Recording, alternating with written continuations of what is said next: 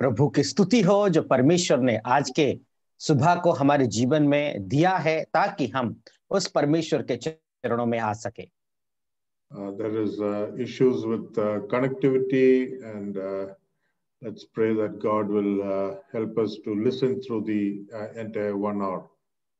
और हम जानते हैं कि इंटरनेट की समस्या है, लेकिन हम प्रार्थना करें कि प्रभु 1 घंटे तक हमारी मदद करे।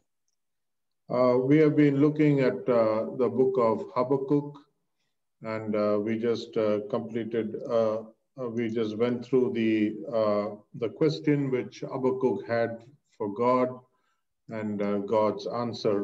We just saw from verse 5 onwards. और हम लोगों ने देख रहे थे कि हबक्कुक के पास जो सवाल थी, वो सवाल हबक्कुक पूछता है, जो पहला अध्याय का पहला वचन से चौथा वचन तक वो अपना सवाल को वो पूछता है। We will just continue with that, with the few questions that Habakkuk had, and then we will look at the answer which God gave him to those questions. और हबक्कुक ने जो सवालों को पूछा था, उन सवालों को आओ हम लोग एक और बार देख लेते हैं। फिर परमेश्वर के पास जो उत्तर था, उन उत्तरों को परमेश्वर कैसा देता है, बाद में हम ध्यान करेंगे। And in fact, we were looking at the answer which God had given him from verses 5 to verse 11. और हम लोगों ने परमेश्वर जो उत्तर दिया था पांचवा पद से लेकर के 11 पद तक, उन उत्तरों को भी हम लोग देखते हुए आ रहे थे। In verse 5, we had seen that the invader had been appointed. और 5वां वचन में हम लोग देखते हैं कि जो उन लोगों को गुलाम करके ले जाने वाला व्यक्ति के विषय में हम लोग देख सकते हैं, वो आने वाला है, उसको नियुक्त किया गया है। We saw that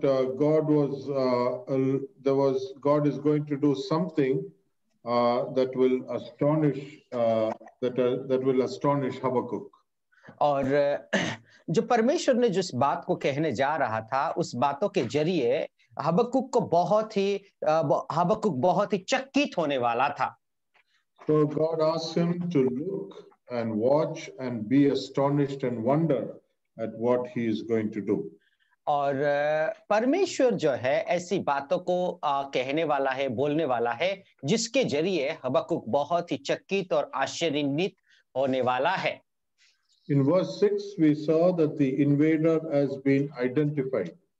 और हम लोग 6वां वचन के और देखा था कि जो आक्रमणकारी उसकी पहचान को हम लोग देख सकते हैं।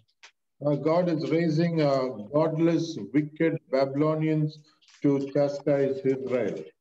और हम लोग देखते हैं कि परमेश्वर जो बहुत ही खराब और बहुत ही बुरा ऐसा एक व्यक्ति, ऐसा एक साम्राज्य को खड़ा कर रहा है, वो है बाबिलोन।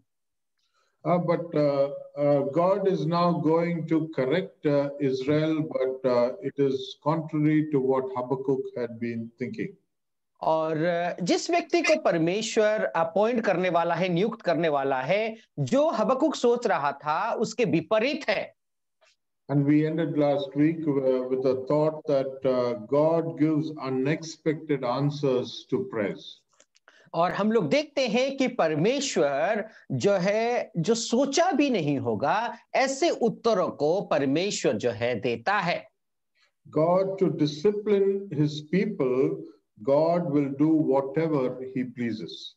और अपने लोगों को सुधारने के लिए परमेश्वर जो चाहे उस काम को परमेश्वर करेगा।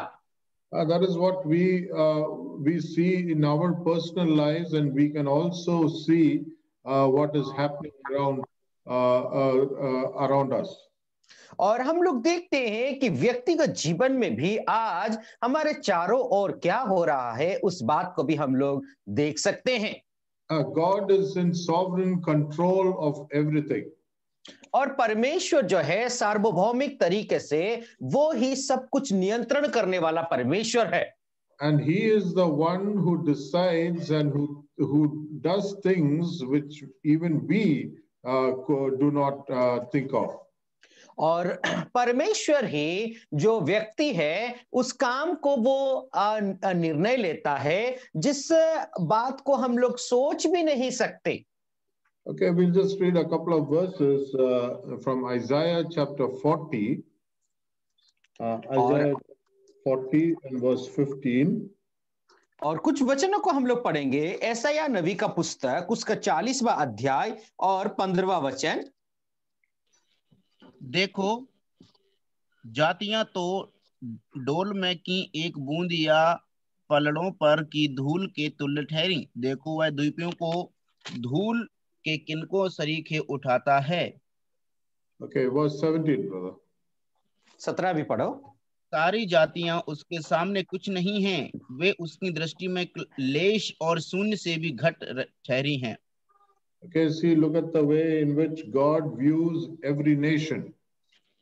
और देखिए परमेश्वर किस तरीके से सब जातियों को अपने नजर से वो देखता है। किस नजर से परमेश्वर देखता है? We read verse 22 and verse 23. आइए हम लोग 22 और 23वां वचन को भी पढ़ लेते हैं। यह वह है जो पृथ्वी के घेरे के ऊपर आकाश मंडल पर विराजमान है और पृथ्वी के रहने वाले टिड्डी के तुल्य हैं, जो आकाश को मलमल के समान फैलाता है, ऐसा तान देता है जैसा रहने के लिए तंबू ताना जाता है। तो जो बड़े हाकिमों को तुच्छ कर देता है और पृथ्वी के अधिकारियों को शून्य के समान कर देता है। See the fact that God sits in the heavens and he views the inhabitants of the earth as grasshoppers. और हम लोग देखते हैं कि स्वर्ग में परमेश्वर विराजमान है और नीचे जब झांक करके देखता है तो उन जातियों को टिड्डियों के समान वो तुलना करता है। And then in verse 23 we read that he reduces the rulers to nothing. और हम लोग देखते हैं जो बड़े बड़े अधिकारियों को वो शून्य समान कर देता है। See, this is the sovereign act of God. और यही है परमेश्वर की सार्वभौमिक कार्य है। This shows that God is sovereign in even in the rulers of the nations. और हम लोग देखते हैं कि यही है परमेश्वर की सार्वभौमिक कार्य, जो शासन करते हैं उन लोगों के ऊपर भी परमेश्वर की अधिकार है। Yeah, he can reduce the rulers to nothing. और हम लोग देखते हैं जो हाकिम है, बस शासन करने वाले अधिकारी हैं, उन अधिकारों को भी शून्य कर देता है।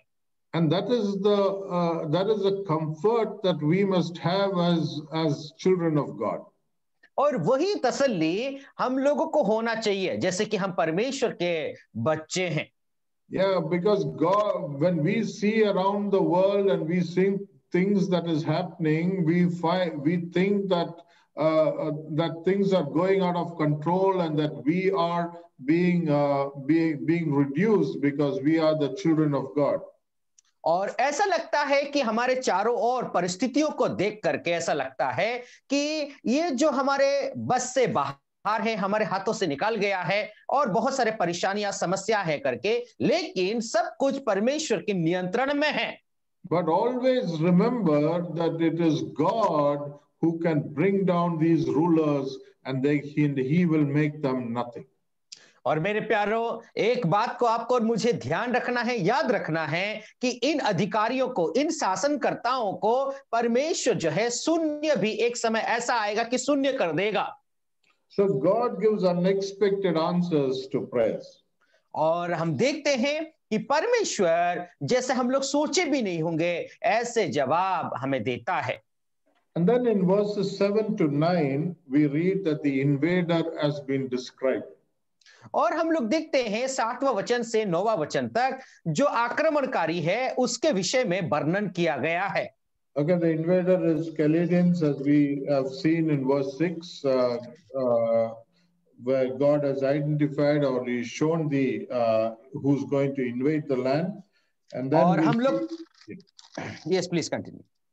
Yeah, and then we see that God is now describing the work of these Chaldeans. और हम लोग देखते देखते हैं कि कसदियों को परमेश्वर ने नियुक्त किया है आक्रमण करने के लिए, और उनकी कामों को परमेश्वर फिर बाद में वर्णन करता है वो लोग कैसे आक्रमणकारी हैं। Okay, verse 7. They are dreaded and feared. और वे 7वां वचन में हम लोग देखते हैं वे लोग भयानक और डरावने हैं। Okay, they are a dreadful people, a people whom we fear. और ऐसे भयानक लोग हैं जिसको देख करके हम डर सकते हैं। Their justice and authority originate with themselves. और उनकी न्याय और उनकी बढ़ाई अपने आप में ही उत्पन्न होता है। That means they are the ones who make the rules and they want everyone to follow.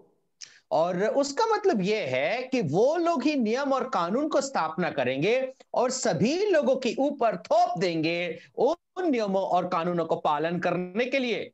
So the example of this, we can see the people, the Taliban people who are from Afghanistan, who make their own rules and who want people to follow those rules. और एक उदाहरण स्वरूप जो तालिबान के लोग हैं, अफगानिस्तान के लोग हैं, वो अपना नियम और कानूनों को स्थापना करते हैं और लोगों के ऊपर थोप देते हैं ताकि उन नियमों को वे लोग पालन करें। And we know all the problems that has generated because of their behavior.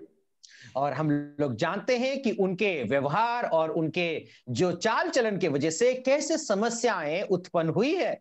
So God is saying that these Chaldeans or the Babylonians are going to be dreaded and feared, very dreadful people, and they will make their own rules and want people to follow them. और इसीलिए परमेश्वर कहता है कि कसदोकिया और उसके साथ साथ जो बाबिलोन के लोग हैं वे लोग अपना नियमों को, अपना कानून को स्थापना करेंगे और वो नियम और कानून जो है डरावनी और भयानक होने वाली है।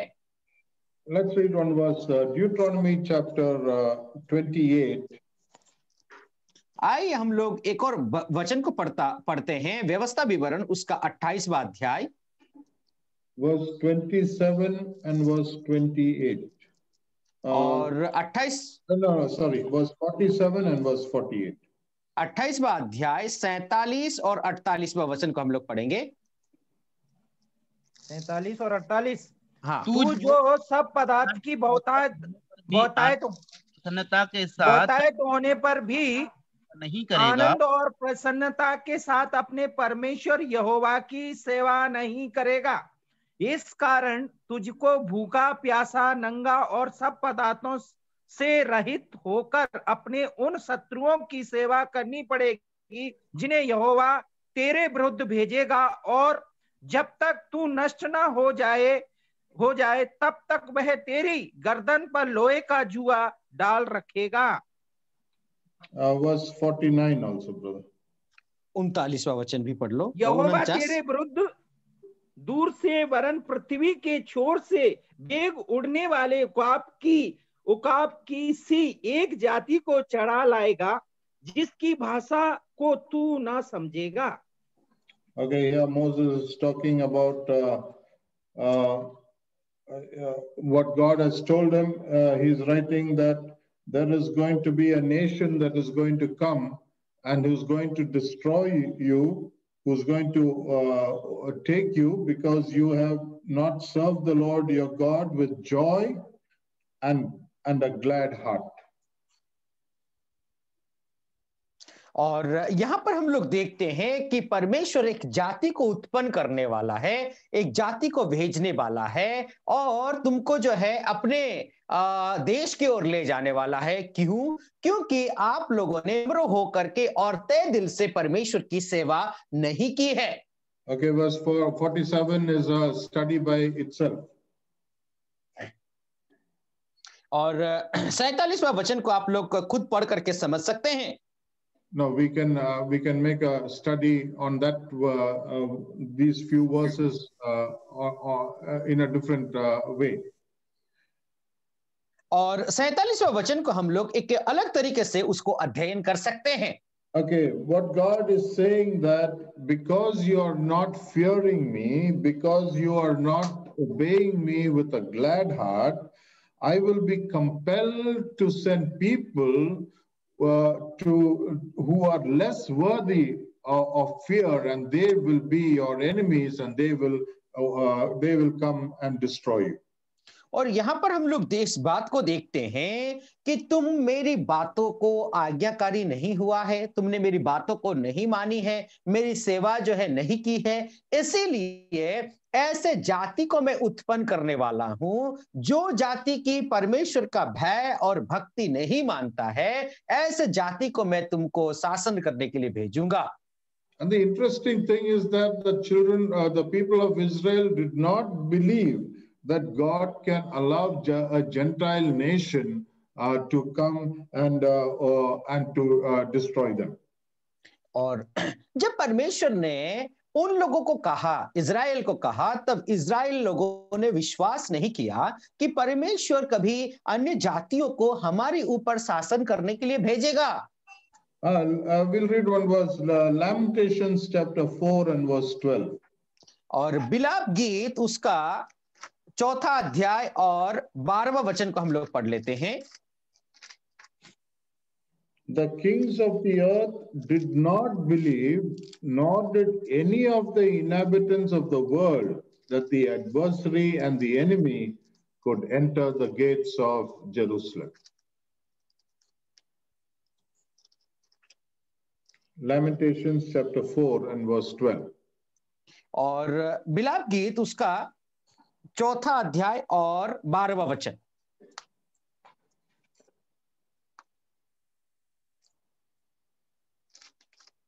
इसको मिला, फटाफट पढ़ लीजिए प्लीज, टाइम बर्बाद मत करो, फटाफट पढ़िए।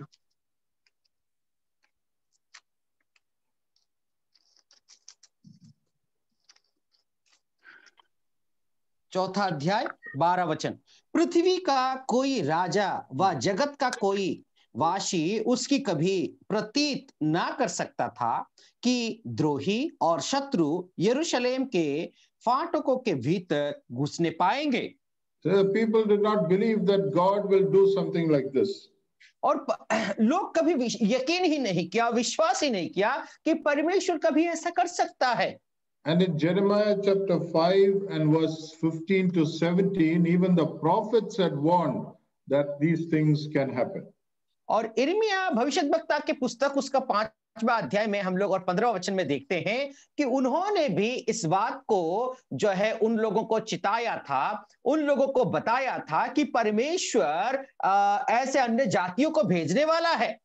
So a group is now coming into this land and going to destroy them or to as an enemy, and as we read here, they are dreaded and a fearful people.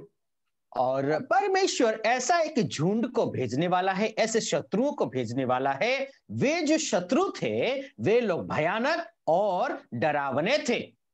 And in verse 8 we see that their horses are swifter than leopards. और हम लोग देखते हैं कि उनका जो दौड़ने वाली पांव है जो चीता से भी बहुत तेज है। Okay, their horses are powerful, faster than the leopards. We know that the leopard is also fast. He runs very fast.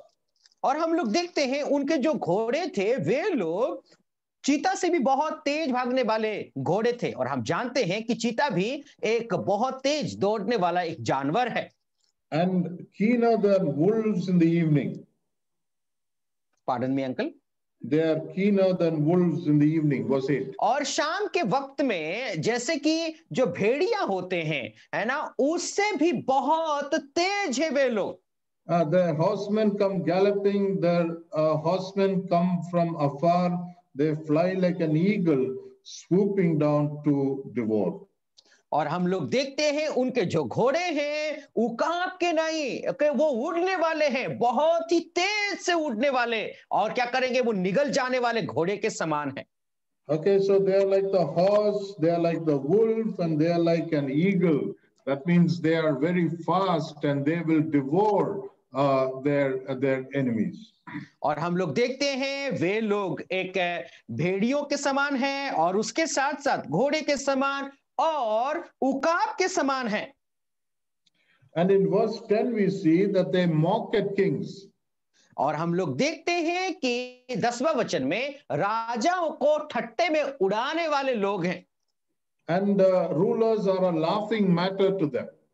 और हम लोग देखते हैं कि जो राजा व शासन करने वाले अधिकारी हैं, उन लोगों के लिए हंसी और मजाक के खेल के समान है। That means these Babylonians do not value people. They themselves are proud and bold. और हम लोग देखते हैं कि बाबुल के लोग जो है, लोगों का जो गरिमा को बिल्कुल भी ध्यान नहीं देते। वे ही खुद शासन करने वाले और वे लोग ही सब कुछ हैं, ऐसे समझने वाले लोग हैं। They laugh at every fortress and heap up rubble to capture it. और मेरे प्यारो, जितने बड़े बड़े जो फोर्ट होते हैं, बा गढ़ होता है, ऐसे गढ़ को जो है वो सत्यानाश करने वाले लोग हैं। And in verse 11 we read that they are drunk with success. और हम लोग देखते हैं कि वे लोग जो है पियक्कड़ के समान है, और उनका क्या होता है कि सब कुछ वो लोग विजय करने वाले लोग हैं। Success has gone into their mind and they think that everything that they can do will be successful, and they are the best rulers, or they are the ones who can conquer the world. और उसका मतलब ये होता है कि वो सब कुछ को अपने बस में वो लोग कर सकते हैं, सब कुछ विजय हासिल कर सकते हैं, और सभी लोगों को वो लोग शासन कर सकते हैं। They believed in their might and power. और वे लोग अपने ही बुद्धि और अपने ही सामर्थ्य में यकीन करने वाले लोग थे। So we read that in verse 11, they whose strength is their God. और हम लोग देखते हैं कि उनका जो ताकत, उनका जो बल ही उनकी देवता है। So this is the answer God is giving. God is saying that these people, they put their strength and they think that is the final thing, and that is God for them. और हम लोग देखते हैं कि बाबुल के लोग जो है, उनका ताकत और बल और बुद्धि ही उनका भगवान है, ऐसा समझते हैं। This is the answer that God is giving to Habakkuk. और यही जवाब परमेश्वर हबक्कुक को देते हैं। Habakkuk had asked those questions, how long and why and who, and God tells him that it is going to be the Babylonians whom I am going to bring against Israel. और हम लोग देखते हैं कि परमेश्वर हबक्कुक का सवालों का जवाब को देते हैं और इस बात को कहते हैं, मैं बाबुल को ला करके इन देशों को उनके वश में करने वाला हूं।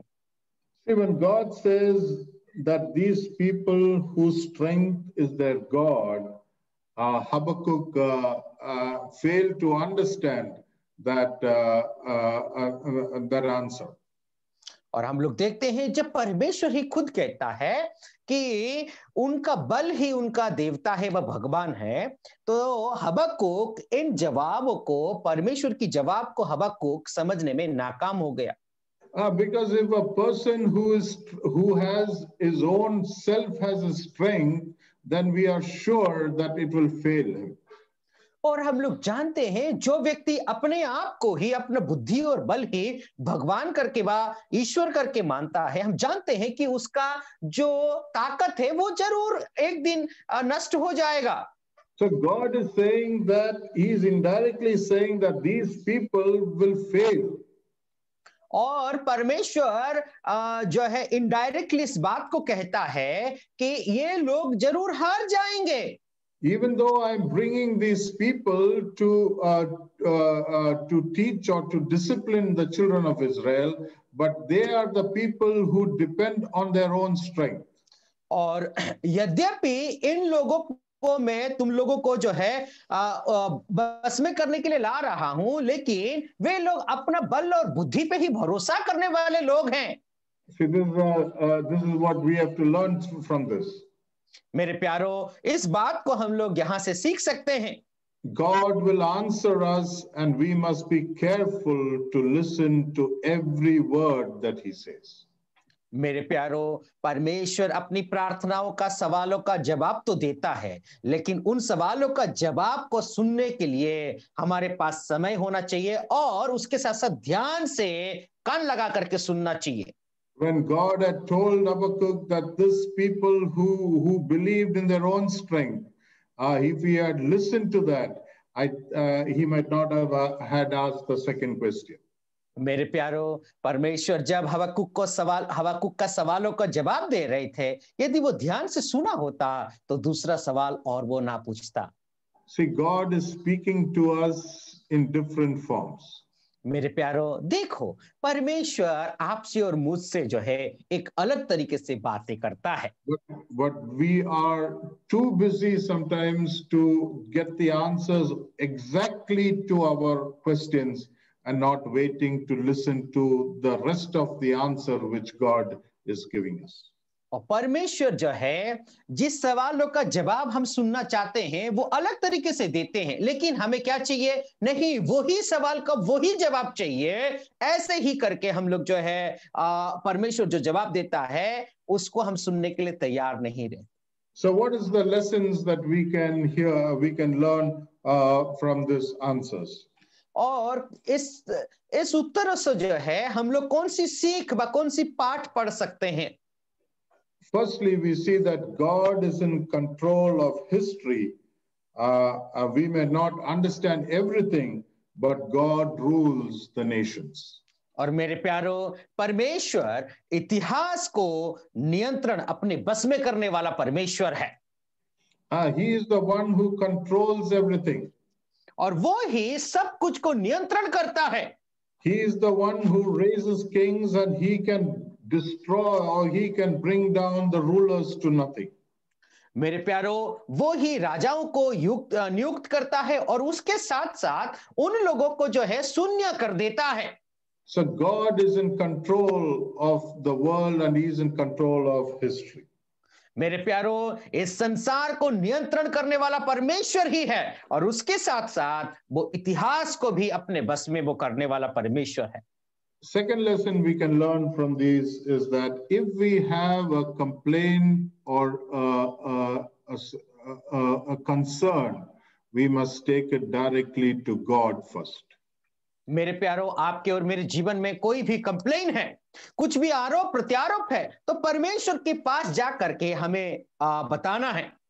And that is exactly what Habakkuk did. और वही बात हबक्कुक ने किया। He had a burden and he took it directly to God. उसके ऊपर एक बहुत बड़ी बोझ थी और सीधा परमेश्वर के पास गया।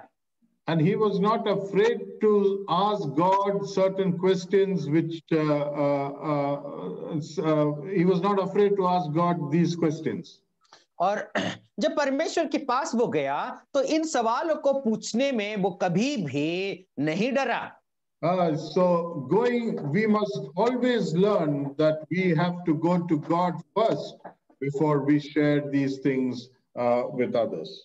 मेरे प्यारो, लोगों को बताने से पहले, लोगों को इस बात के साथ साझा करने से पहले इन बातों को परमेश्वर के पास ले जाना बहुत जरूरी है।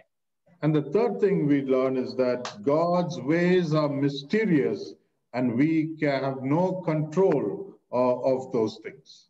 परमेश्वर के राहें बहुत ही जो है गुप्त है और उस बात को समझने में रहस्यमय है और परमेश्वर सब कुछ नियंत्रण करता है। See how God works, how as we saw that God gives unexpected answers. His ways are mysterious and we have no control over that. मेरे प्यारो, हम लोगों ने देखा कि परमेश्वर किस तरह का जवाब देता है और उन जवाब जो है रहस्यमय होता है, उसके ऊपर हमारा कोई भी हक और अधिकार नहीं होता। Okay, so that is Habakkuk's first question and God's first answer. और वही है हबक्कुक का पहला सवाल और परमेश्वर की पहली जवाब। Okay, now we come to Habakkuk's second question. और अभी हम लोग हबक्कुक का दूसरे सवालों के ओर आते हैं। Okay, that is from chapter 1 verse 12 to chapter 2 and verse 1.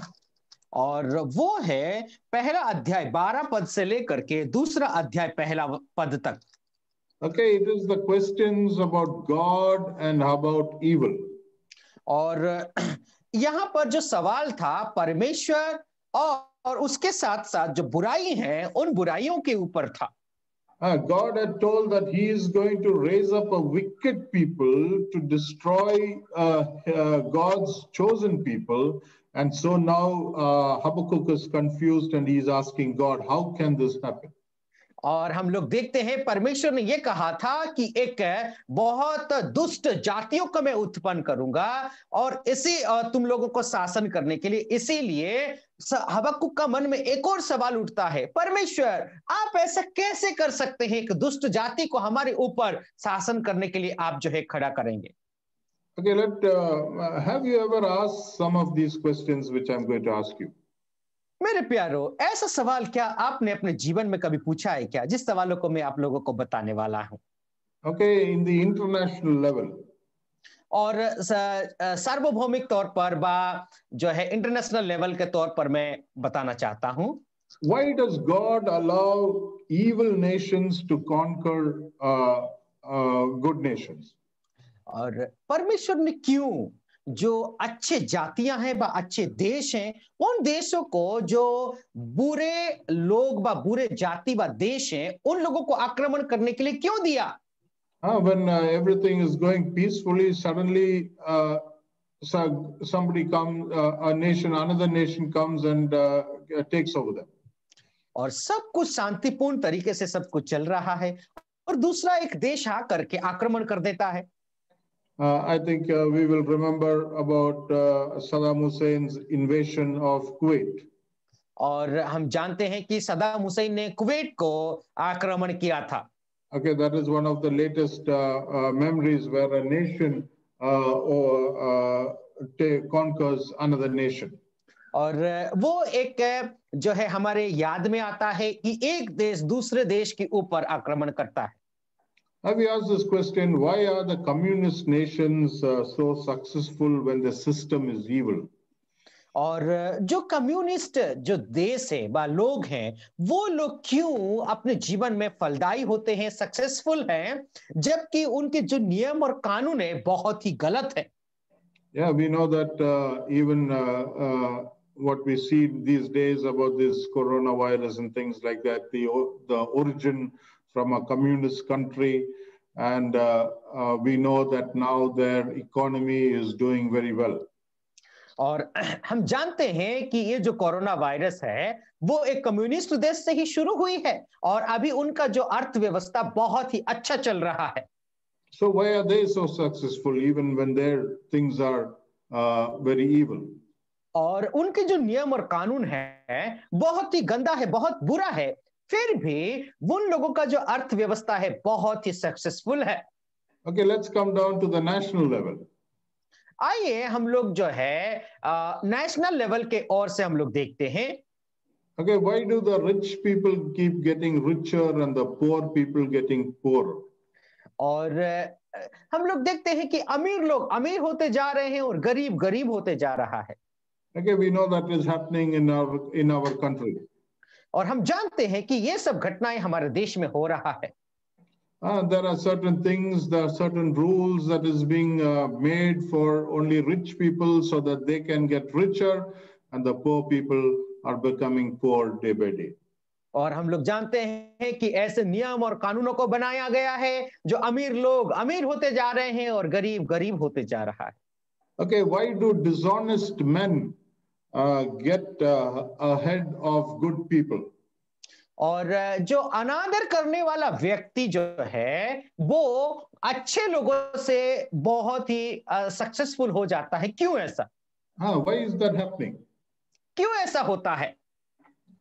And let's come down to a personal level. आइए व्यक्तिगत रूप से हम लोग और देखते हैं। Why do I lose my job because I am honest in my work? और मेरा नौकरी खो जाता है व मैं खो बैठता हूं जबकि मैं बहुत ही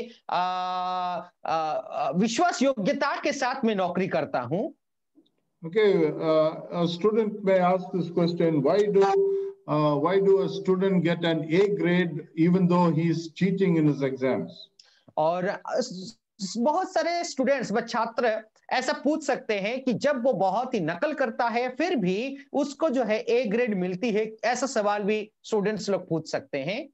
See, I think some of these questions we have asked during certain times.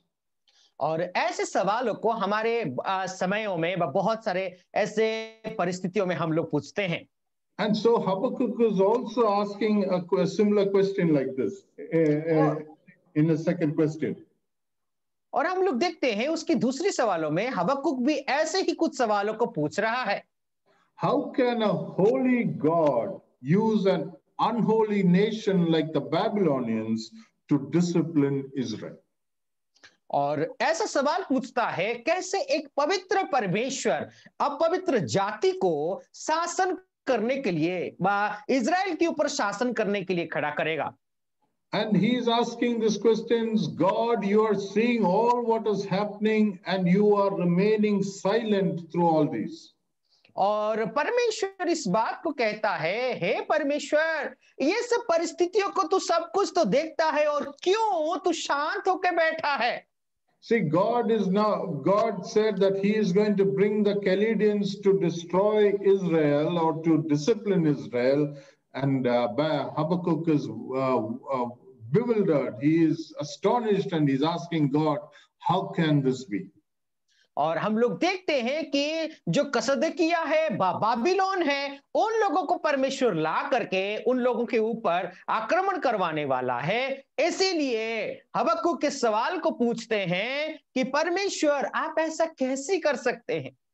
See, in verses 12 and verse 13, Habakkuk's question is, how can a righteous and a holy God use an unholy and an evil instrument?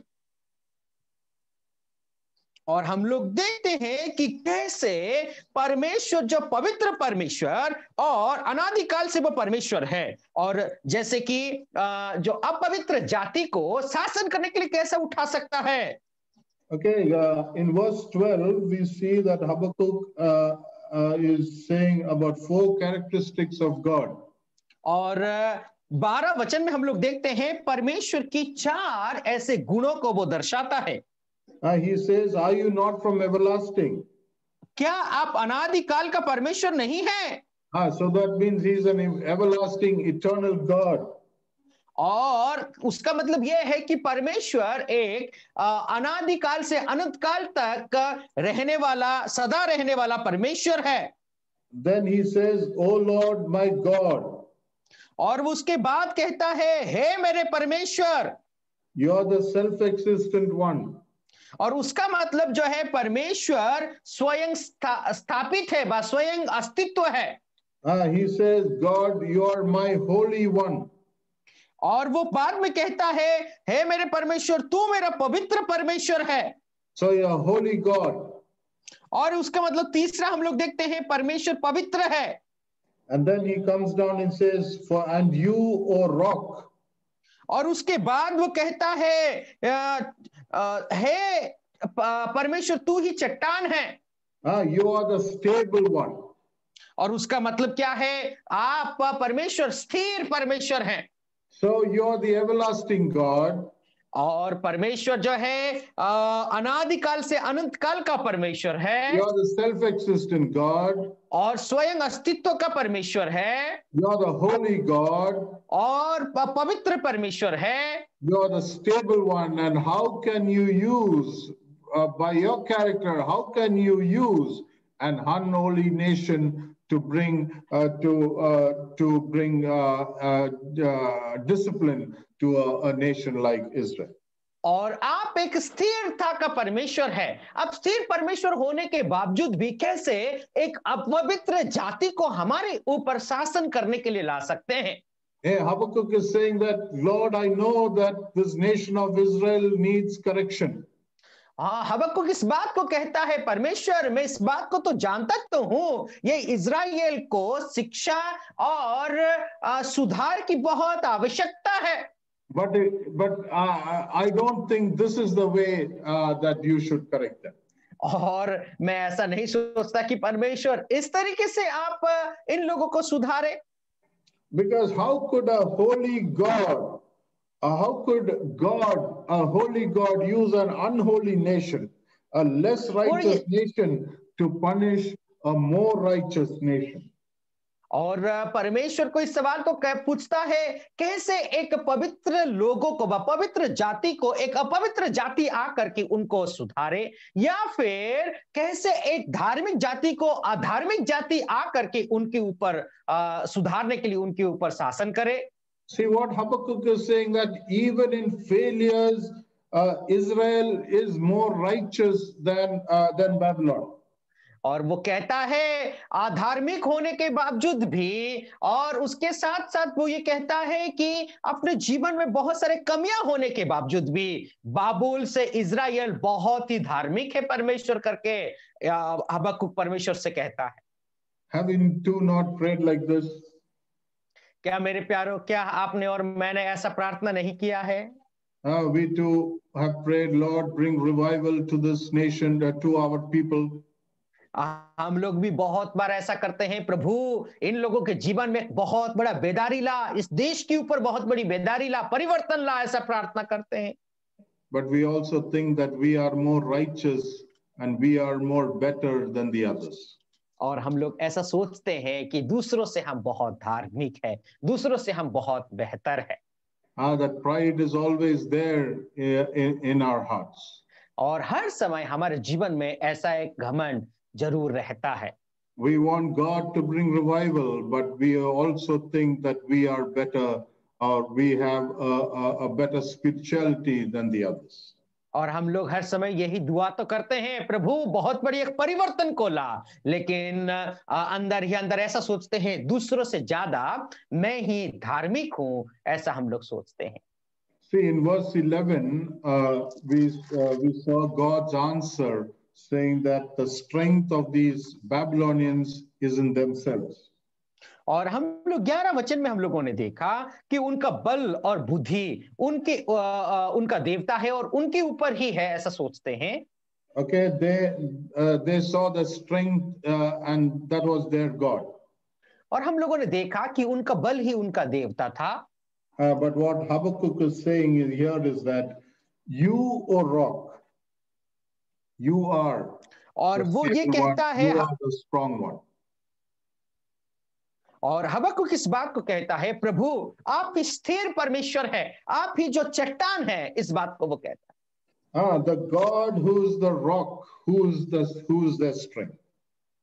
और परमेश्वर ही चट्टान है और वो ही हमारा ताकत और बल है। The people of this world, the unsaved people, have their strength and that is their God. और ये जो लोग हैं, अस्थिर लोग हैं, उनका बल और बुद्धि, उनका ताकत और देवता है। But for me, my strength is not in my own self or in my abilities, but my strength is in my rock, my God. और मेरा जो बल, मेरा जो बुद्धि, मेरा ताकत जो है परमेश्वर ही है करके हम लोग कहते हैं। Okay, let's read a couple of verses. Deuteronomy chapter 32. आइए हम लोग व्यवस्था विवरण उसका 32वां अध्याय की ओर चलते हैं।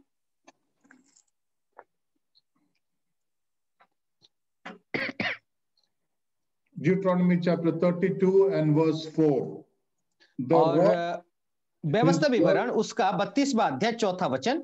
वह चट्टान है, उसका काम खरा है और उसकी सारी गति न्याय की है। वह सच्चा ईश्वर है, उसमें कुटिलता नहीं, वह धर्मी और सीधा है। Okay, he is the rock, his work is perfect. और हम लोग देखते हैं वो ही चट्टान है और वो परफेक्ट है, वो सिद्ध है। Verse 15 we read in the same chapter. Verse 15 we read, they forsook God who made him and scorned the rock of his salvation. और which uncle 32:15 है? 32:15, yes. और व्यवस्था विवरण 32वां अध्याय 15 वचन भी हम लोग पढ़ लेते हैं। ओके। परंतु वह यशूरून मोटा होकर लात मारने लगा, तू मोटा और हष्टपुष्ट हो गया और चर्बी से छा गया है। तब उसने अपने सृजनहार ईश्वर को तज दिया और अपने उद्धार मूल चट्टान को तुच्छ जाना। Okay, verse 18, you neglected the rock who begot you. और 18 वचन में हम लोग देखते हैं, जिस चट्टान से तू उत्पन्न हुआ उसको तू भूल गया। Verse 31, indeed their rock is not like our rock. Even our enemies all themselves judge this. और 31वां वचन में हम लोग ऐसा देखते हैं, क्योंकि जैसी हमारी चट्टान है वैसी उनकी चट्टान नहीं है, चाहे हमारे शत्रु ही क्यों ना न्यायी हो। Verse 37, और 37वां वचन, and he will say, where are thy gods, the rock in which they sought refuge? तब वह कहेगा, उनके देवता कहाँ हैं, अर्थात चट्टान कहाँ जिस पर उनका भरोसा था। See, the God who is the rock of security. और मेरे प्यारो देखिए, परमेश्वर ही हमारा सिक्योरिटी है, हमारा जो रखवाला है। God who is the safety for his people. और परमेश्वर हमारे लिए शरण स्थान है। And now he has raised an enemy. और अभी हम लोग देखते हैं एक बहुत बड़ा शत्रु को उसने उत्पन्न किया है, खड़ा किया है। So Habakkuk is asking this question, how can a holy God use an unholy or an evil instrument to discipline his people? और हम लोग देखते हैं कि हबक्कुक इस सवाल को पूछता है कि परमेश्वर कैसे एक पवित्र लोगों के ऊपर एक अपवित्र जाति को खड़ा करेगा। So when we look at verse 12, we see that Habakkuk does not deny the existence of God. और हम लोग 12 पद को जब हम लोग देखते हैं तो हबक्कुक परमेश्वर की जो स्वयं अस्तित्व को कभी नकार नहीं सकता। He confirms his faith in God. और वो अपना विश्वास प्रभु में स्थिर करता है। He knows that God is holy. और वो जानता है कि परमेश्वर पवित्र है। In verse 13 we see that your eyes are too pure to approve evil. और हम लोग देखते हैं 13 वचन में कि तेरी आंखें ऐसी शुद्ध है कि तू बुराई को देख नहीं सकता। And you cannot look on wickedness with favor. और हम लोग देखते हैं तू जो है उत्पात को देख करके तू चुप नहीं रह सकता। But Habakkuk is not able to understand, but why he says, why are you silent when the wicked swallow up the more righteous than they? और हबक्कुक इस बात को समझ नहीं पा रहा और सवाल को पूछता है, जो धार्मिक लोगों के ऊपर अधार्मिक लोग आकर के शासन कर रहे हैं। See, that is God. Habakkuk is not able to understand God's methods. और हम लोग देखते हैं कि हबक्कुक जो परमेश्वर की प्रणाली को, परमेश्वर की पद्धति को समझ नहीं पा रहा है। Okay, coming down to verse 14 and verse 15. और 15 और 16 वचन को हम लोग पढ़ लेते हैं। Habakkuk is asking, how does God permit wicked ones to capture the righteous ones? और 15 और 16 वचन में हम लोग देखते हैं कि परमेश्वर कैसे एक धार्मिक लोगों को अधार्मिक को आक्रमण करने के लिए भेजता है। He says in verse 14, why have you made men like the fish of the sea? और वो 14 वचन में इस बात कहता है, क्यों तू मनुष्य को समुद्र की मछलियों के समान बनाता है। Okay, he's saying that Lord God, Judah is like the fish that is helpless. और वो इस बात को कहता है कि यहूदा जो एक मछली के समान है, वो असहाय है। Okay, like creeping things over without a ruler over them. और ऐसे एक रेंगने वाले जंतु है जिसके ऊपर कोई शासन करने वाला नहीं है। And then in verse 15 he says the Chaldeans bring all of them up with a hook, drag them away with their net. और 15 वचन में ऐसा कहता है कि जो मनुष्य को बंसी से पकड़ करके वो लोग घसीटते हुए ले जाने वाले लोग हैं। Okay, these people who are like fish, they are helpless and now they are taken in a net and carried away. और हम लोग देखते हैं ये जो देश है जाति है, वो लोग मछली के समान है, जाल में डाल करके उन लोगों को उठा करके ले जा रहे हैं. See, we know that a fish, when it is in the sea, when it is underwater, it is going very peacefully. और हम जानते हैं कि एक मछली जब पानी के अंदर होता है बहुत शांतिपूर्ण तरीके से वो अपना यात्रा कर लेता है. Okay, but when we catch them, what happens? They will shake and then they will die. They will die later. फिर बाद में हम लोग देखते हैं वो लोग छटपटते हैं, वो लोग हड़बड़ाते हैं और फिर बाद में मर जाते हैं. Okay, this is what Habakkuk is now saying, that these people, Judah, the people of Israel, they are like the fish of the sea, but these Chaldeans, they are coming like a net and taking and capturing these people and going away. और हम लोग देखते हैं कि यहूदा के लोग जो है एक मछली के समान हैं और कसदियों के लोग एक जाल के समान हैं, आए और पकड़ करके ले करके चले गए. Okay, they take them as slaves to another country. और वे लोग अपना गुलाम बना करके दूसरे देशों में ले जाते हैं. Verse 15 it says, and gather them together in their fishing net, therefore they rejoice and are glad. और जैसे कि वे लोग अपना महाजाल में वो लोग इकट्ठा करके वो लोग बहुत खुश हैं. And in verse 16 and 17, Habakkuk is asking this question: how can God allow the wicked to glorify in themselves? और हम लोग देखते हैं 16 पद में हबक्कुक इस सवाल को पूछते हैं, कैसे दुष्ट लोग जो है दुष्ट लोग पवित्र लोगों को फंसा करके आनंद उठा सकते हैं. Verse 16, therefore they offer a sacrifice to their net.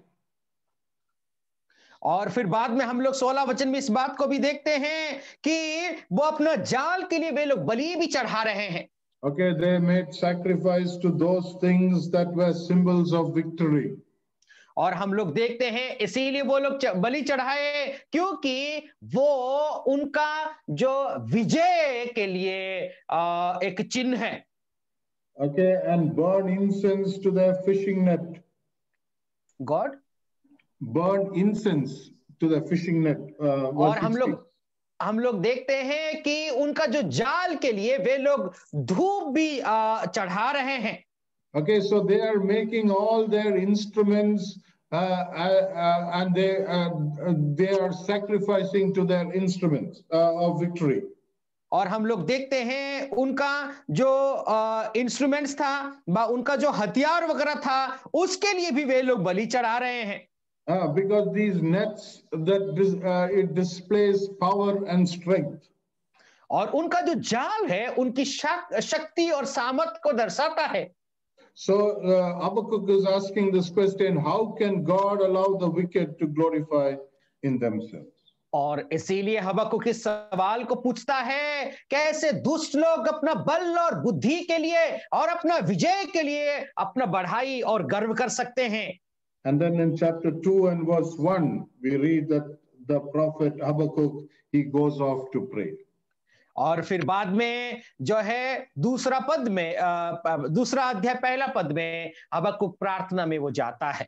I will stand on my guard post.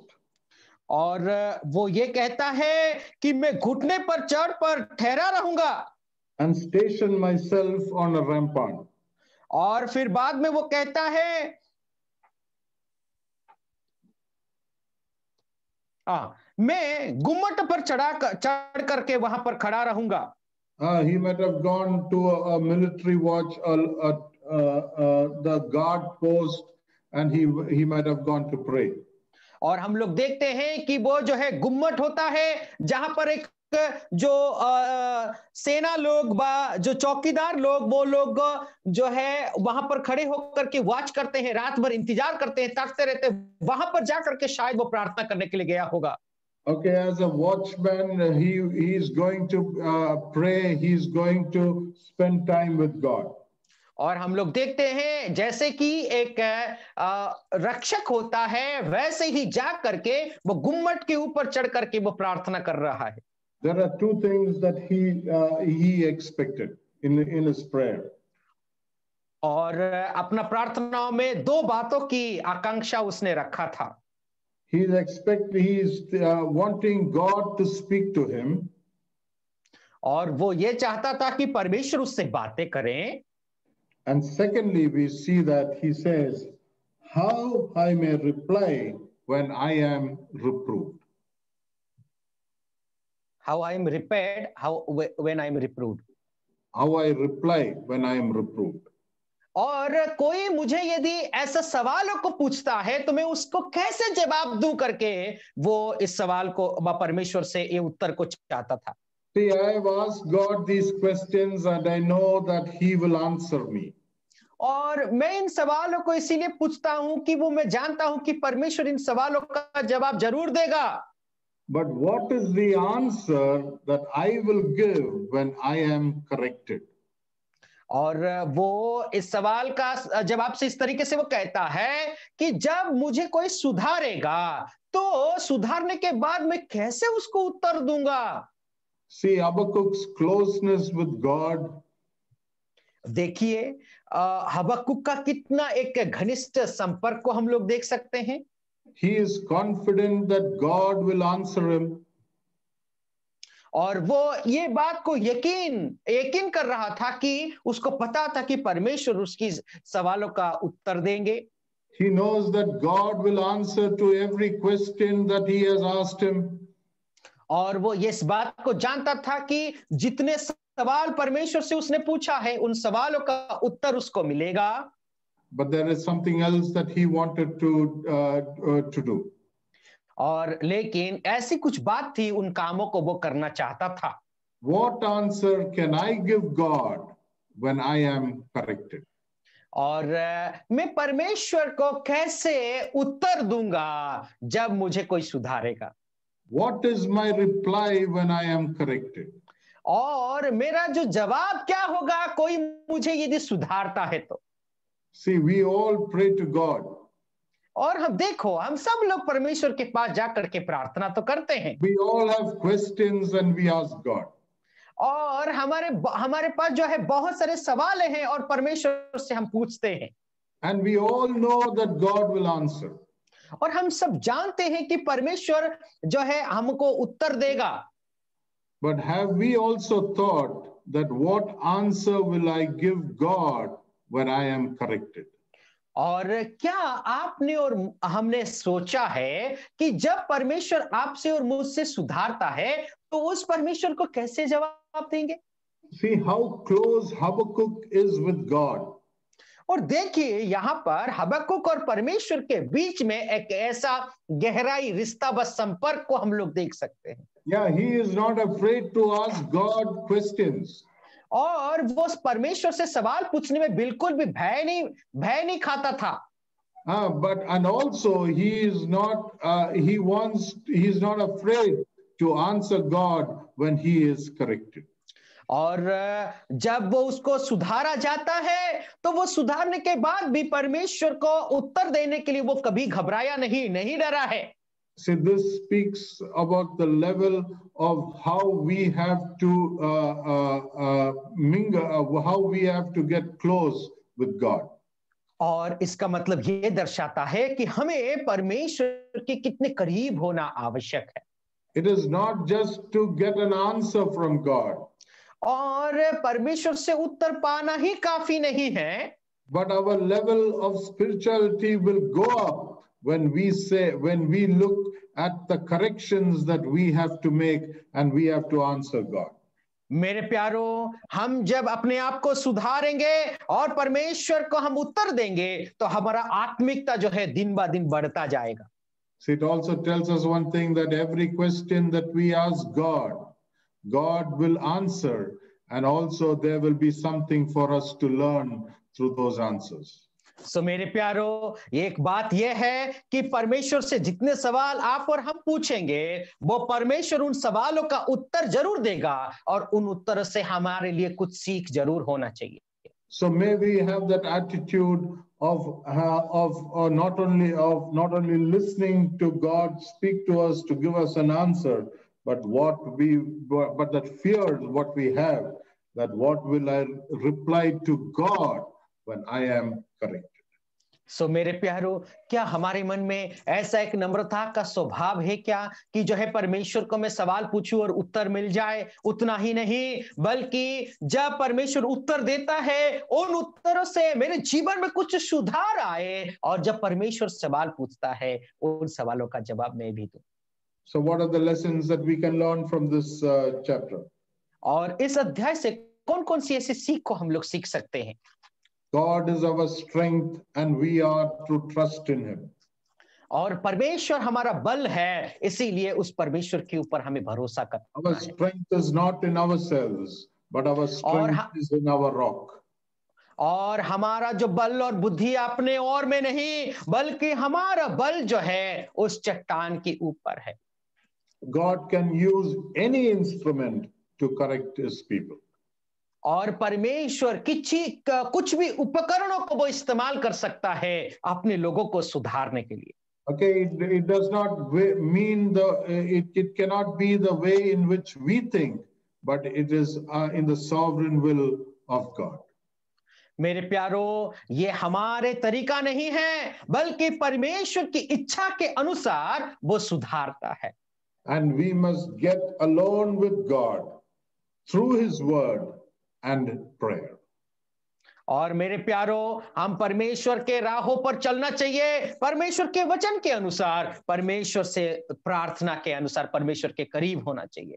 We must go and wait for God to answer, and also we must think on how we will reply when we are corrected. सो मेरे प्यारो, जाएं परमेश्वर के पास जाकर के घुटने take करके प्रार्थना करें, इंतजार करें, और जब परमेश्वर उत्तर देता है तो उन उत्तरों के जरिए हमारे जीवन में सुधार और सीख को लाएं। In our next class, we will look at the answer that God gave Habakkuk to these questions that he asked. सो मेरे प्यारो, आने वाला समय में हम लोग जो है अगले सत्रों में परमेश्वर जैसे उत्तर देता है, उन उत्तर को आने वाला क्लासेस में हम लोग देखेंगे। May the Lord bless us through these words. और इन वचनों के जरिए परमेश्वर हम सबसे